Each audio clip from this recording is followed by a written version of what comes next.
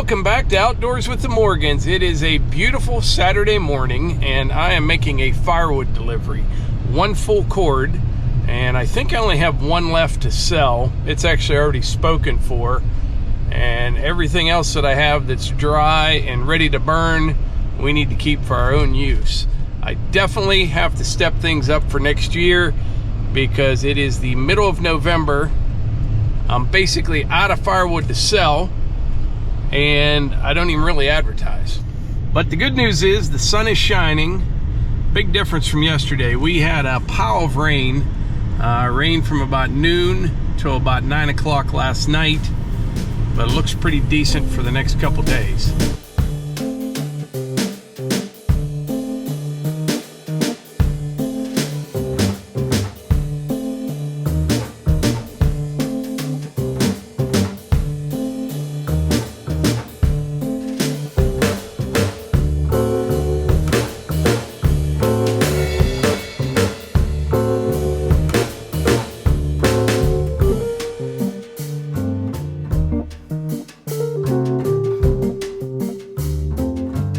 All right, got the firewood delivered. We're headed back to the house, and I got a nice compliment. He told me the last load of wood I delivered was phenomenal.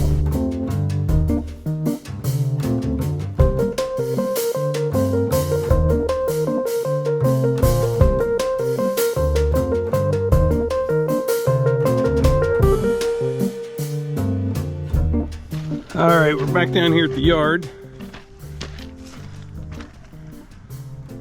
There's a doe down there looking at me. Looks like a little one. There's probably more down in there. They're always right down here by the wood yard. I don't know what the attraction is, but every time I come over this side here, I see them down here in this valley. So I got to looking around here. I actually have a little bit more wood than what I thought. I've got a little chipmunk there. I've got 1, 2, 3, 4, 5, 6, 7 baskets right here. And by the way, these are my junk blades. You can resharpen the blades for the mill, but these 3 here I've had for a while. I hit some metal, and I don't know, I tore those 3 up. I don't think they're worth resharpening, but anyway, I'm getting off track here. I've got 7 baskets right here. Down below, I've got 2. So that's 3 full cords that's seasoned and ready to sell. At least one of these is spoken for. So that gives me a little bit of backup. And then over in the woodshed is what we will use this winter. Then in the wood bunker here, this is for next year, not this winter. We've filled about 12 baskets so far. So I've got about 4 cord cut and split for next year. Over the next couple weeks, we'll produce a lot more than that, but that's a good start for next year. And this kind of leads me to the topic of today's video. So I have been selling firewood for, I actually don't even know, 25 years or something like that. Always just been kind of a side gig. You know, I mentioned before, when we first got married, selling firewood paid for a lot of Christmases and paid for a lot of bills as well. But like I said, it has mostly just been a side business for me over the years, and I enjoy doing it. It's not the easiest thing to do. There's easier ways to make money than selling firewood, that's for sure. But if you like doing it, you have the equipment, you have a source of wood, it's kind of a nice little side hustle. It really is. But over the years, I've learned 5 different things to make it successful. And when I say successful, I mean where you can make some money at it and your customers are happy. So the first thing that I would say is sell seasoned firewood. And I know that sounds easy to do, but I don't think a lot of people follow that practice. And you know, if your customer is expecting to have seasoned firewood, make sure the wood that you sell them is dry. That's number one, because they'll never come back. You'll get a bad name for yourself if you're selling wet wood.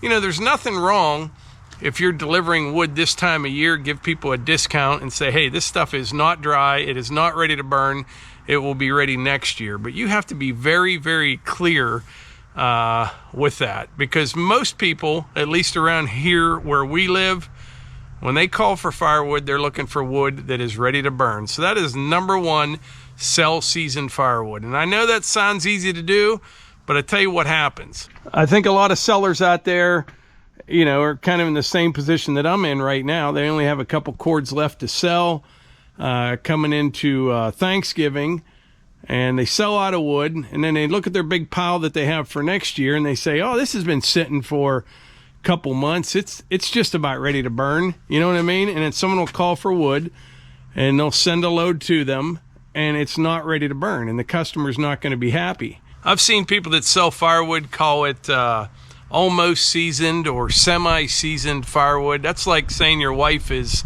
almost pregnant or semi-pregnant. You either are or you aren't. You know what I mean? It's the same with firewood. It's either ready to burn or it's not. That's number one. Sell seasoned firewood if that is what your customer is expecting. Now, number two, another easy one that doesn't always happen, sell good quality wood. You know what I mean? No giant gnarly pieces that you couldn't split, no rot, no punky firewood. Sell quality firewood. If you do those two things, seasoned wood that's quality wood, and your customers will keep coming back year after year. They'll tell their friends, who will then tell their friends, and you'll have customers for as much wood as you'd like to sell. Number three, communication, and that's important in any business. You know, you have to communicate with your customer. When are you going to make the delivery? What type of truck you're going to be delivering it in? Can you get there with a dump trailer? You know, do they want the wood stacked, which I don't do. I never do that. I figure I handle the firewood enough, and I don't stack the wood. That's usually something that all our customers take care of.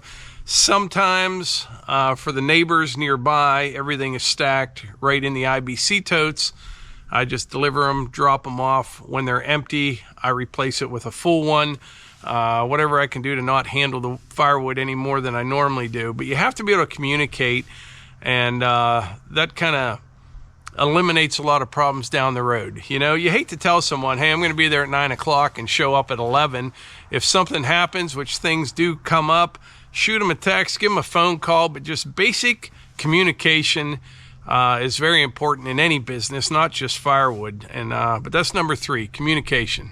Number four, sell a product that your customer wants to buy. You know, if they like wood split a little bit smaller, have that available, which is mostly what most of our customers want. When I'm splitting firewood in videos, people always say, oh, you split that so small. I really don't. I don't know if it just looks that way on camera, but I figured out over the years what most of our customers want, and that's the type of firewood that I sell. So I try to have available exactly what they want. And it's something I'm trying to improve on as well for next year, where if somebody wants like all red oak, that's what I'll be able to get them. If someone wants pizza wood, firewood for their Brio pit or their solo stove, all those different types of things. Bundle firewood. I'm trying to have every possible scenario covered and have exactly what the customers want. So that's number four, sell them what they're looking for. And number five, this gets overlooked all the time. I have no idea why. It's not that difficult. Accurate measurements. If you are selling firewood by the cord, make sure it's a cord of firewood.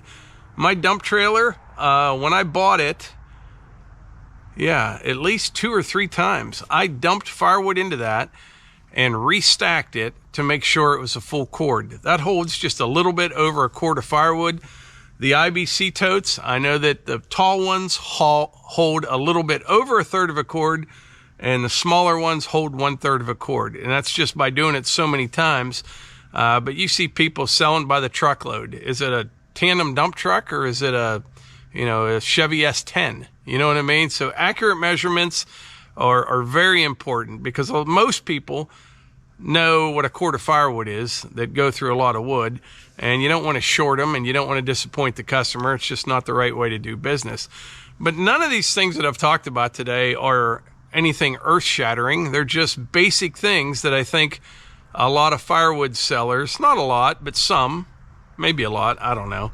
They don't follow the simple rules, and people get ticked off and they're not happy. I don't think I have ever had a customer, I don't think I have, that has ever bought wood from me that didn't buy it again the next year. Unless maybe they lost my number or something, I didn't know them real well. But we get repeat customers every year just because I follow those 5 basic and simple things. And the toughest thing I think for most people, though, is making sure that they're selling seasoned wood, because I think they get tempted when the orders come in and they're out and they try to go with a semi-seasoned firewood or something like that. It's just not going to fly. But anyway, this is kind of a short video, but it's a good reminder, and it's a good video for anyone looking to get into the firewood business. And like I've said before, there are a lot of easier ways to make money than selling firewood. However, I don't know of too many ways that are much better. I mean, you're out in the woods, you're cutting wood, you're running equipment and chainsaws and log splitters, and it smells good, and it's just that instant, you know, gratification. You can turn a raw material into a sellable product on your own property. It's just, I don't know, I just love it, and I'm sure a lot of you do as well. But I think that's about it for today's video. Appreciate y'all being here, and I will catch you on the next one.